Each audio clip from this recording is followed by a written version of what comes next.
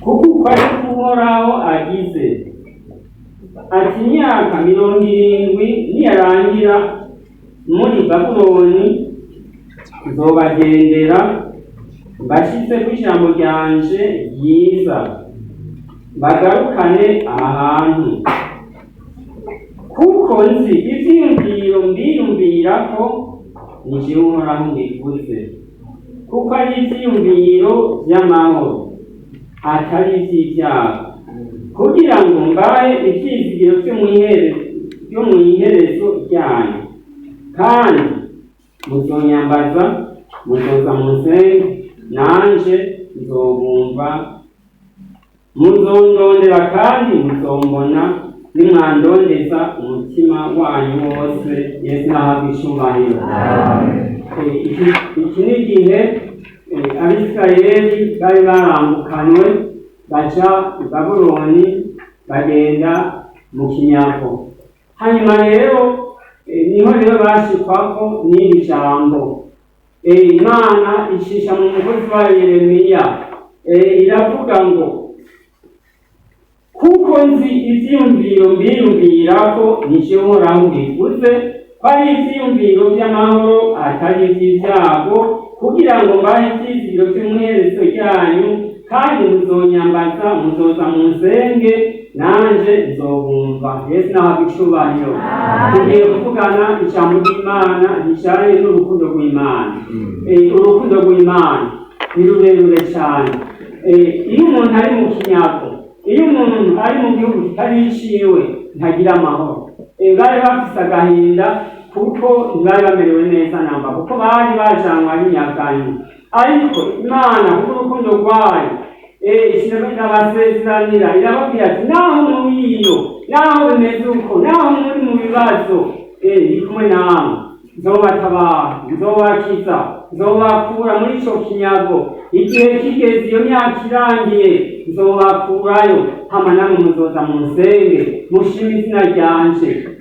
Ego Imana yo ni nziza y'agahezagirwa. Yesu nahabwe icubahiro. Bishaka kuvuga iki? Kurya umuntu niwe yishira kure y'Imana, nayo ubundi byari bikwiriye yuko umuntu aba hafi y'Imana, ariko kubera umuntu aba kure y'Imana, Imana ntubiringinga ibwira abantu ngo kuko nzi ivyiyumviro mbiyumvira ko ari amahoro. Ni ukuvuga rero umuntu niwe yikura mu vyiza, nayo ubundi umuntu Imana yamuhaye bikwiye imushira mu vyuzuye imushira mu vyiza.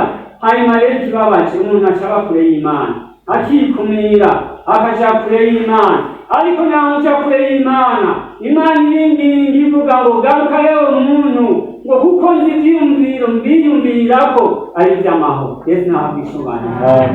Yesu Kristo nta kindi yacumitiwe, nta kindi yamanikiwe n'urukundo rw'Imana. Rero urukundo rw'Imana muntu w'Imana numwe hafi y'Imana ntashima itazogukorera. Ikibabaje abantu baba kure y'Imana bakaja kure y'Imana, ariko Imana ivuga ngo kuko nzi ivyiyumviro mbiyumvira ko ari ivyiyumviro vy'amahoro.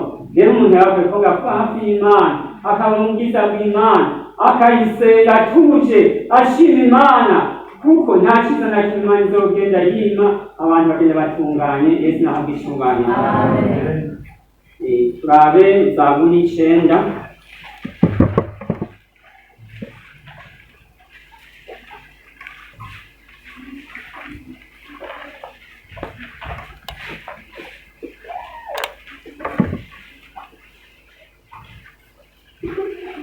murongo wa 10.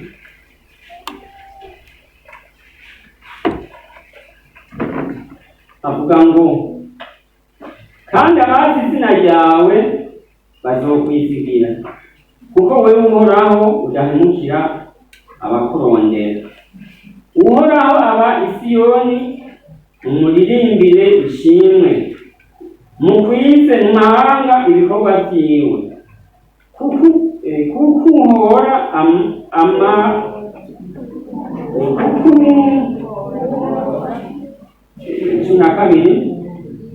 kuko uhora amaraso abibuka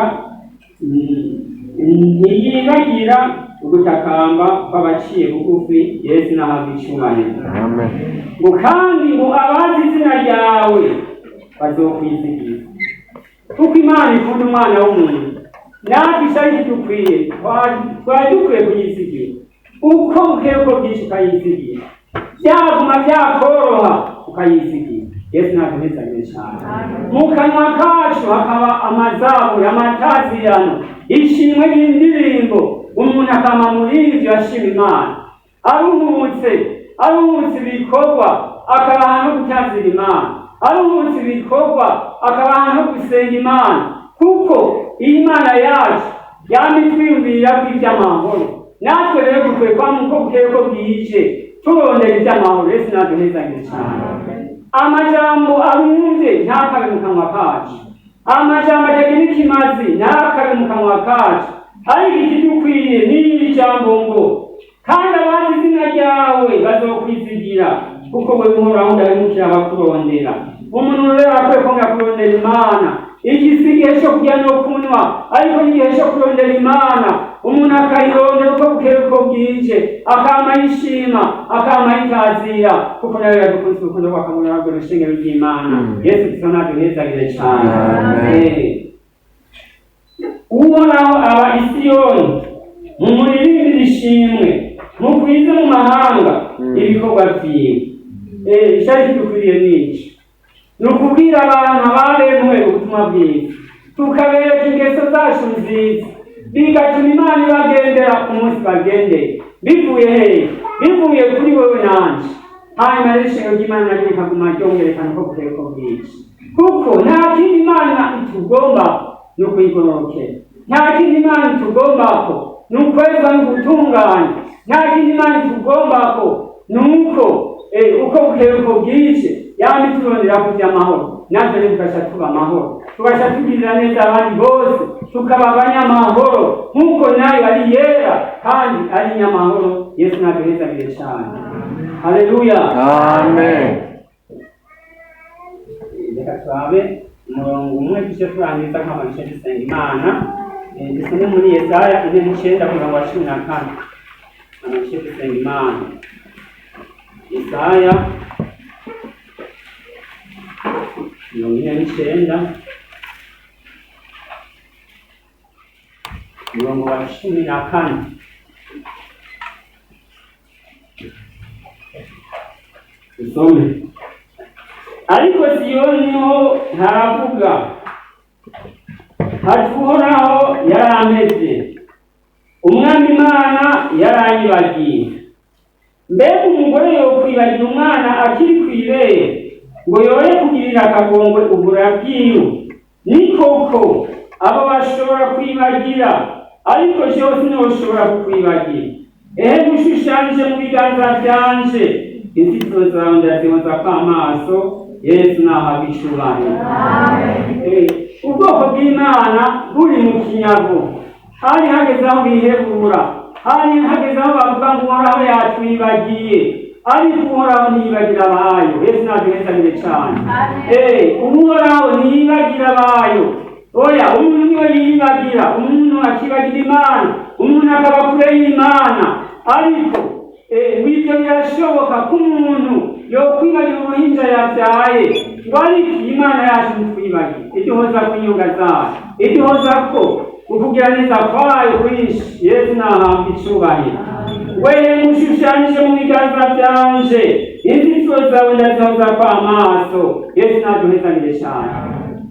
inzitiro z'umuntu, iyo umuntu agororokeye Imana, iyo umuntu agendera mu byagezwe by'Imana, iyo umuntu akora ibigororokeye Imana, inzitiro ziwe Uhoraho azihoza kw'amaso. Yesu naduhezagire cyane. igituma umuntu aba kure y'Imana ni icyaha. icyaha ntikikabe ku ngoma, icyaha ntikikabe ku mibiri yacu, icyaha kirakaba kure yacu. abamenye Imana ugomba kugororoka, utinya icyaha, ntugakore icyaha. hanyuma rero niwagororoka ukagenda mu byagezwe by'Imana, Imana izokugirira neza, Imana izobana nawe, Imana izokorana nawe, Imana izokugirira neza. ukugira neza kwayo kuzoba kuri wewe. niho rero iri jambo ryabashikako bari muri iki gihugu cy'i Babuloni, ngo kuko nzi ivyiyumviro biyumvirako ko ari ivyiyumviro vy'amahoro atari ivy'ivyaha. None rero hamwe n'ivyo tugiye guca dusenga Imana, abantu b'Imana. Birashoboka aho bari kure y'Imana, ariko kuko naho biri uko Imana ikwiyumvira ku vy'amahoro. Ese wogaruka ikakugirira neza? Ese wogaruka nta ciza na kimwe yokwima, yogutunganya ikagutunganya, ikongera ikagutunganya ukundi gushasha. Naho byabaye uko inyonga zayo ziri kwagororotse, inyonga zayo zihora kumva Imana. None rero hamwe n'ivyo turaguhaye ikaze, tugiye guca dusenga Imana. Ngo mbere umugore yokubagira umwana ari kw'ibere, ngo yore kugira akagongura kwiwe, ni koko abo bashobora kwibagira, ariko jewe sinoshobora kukwibagira.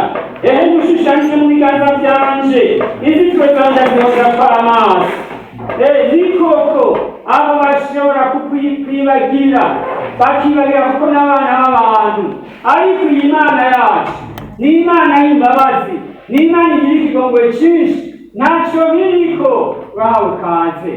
Ego kugira ngo inyonga zayo zibe kuri wewe, kandi Imana yarirahiye kwizotugirira neza. Ikibabaje umuntu niwaba kure Imana, umuntu akaja kure, ariko n'akanya keza ugarutse dusenga Imana, twinginga Imana itugirire neza, twinginga Imana inyonga zayo zibe kuri twebwe, twinginga Imana ibe hafi yacu. Umuntu araba kure y'Imana, akaja kure y'Imana, ariko n'igihe ciza cyo kuja kwegera Imana, abantu b'Imana, n'igihe cyo kugira ngo duce dusenga Imana. Sinyarukije namba, ariko ni wewe Imana igomba kukugirira neza, kuko ivyiyumviro itwiyumvirako ari ivyiyumviro vy'amahoro, si ivyiyumviro vy'icyaha. Oya itwiyumvirako ivy'amahoro. Rero turaguhaye ikaze, kandi ico wovugana n'Imana turaguhaye ikaze. Atakiriho duce dusenga Imana, kiriho kuko Imana ikwiyumvira kw'ivy'amahoro, ntabwo ikwiyumvira kw'ivy'ivyaha. Oya igomba kukugirira neza, igomba kukugirira ubuntu, igomba kukugirira imbabazi. Naho wabaye kure, naho wagiye kure, naho wakoze ibidakorwa, Imana yiteguye kukugirira ubuntu, Imana yiteguye kukugirira imbabazi. Rero n'ayo majambo y'Imana abari mugize mwese, Yesu Kristo aduhe umugisha, Yesu Kristo aduhe umugisha.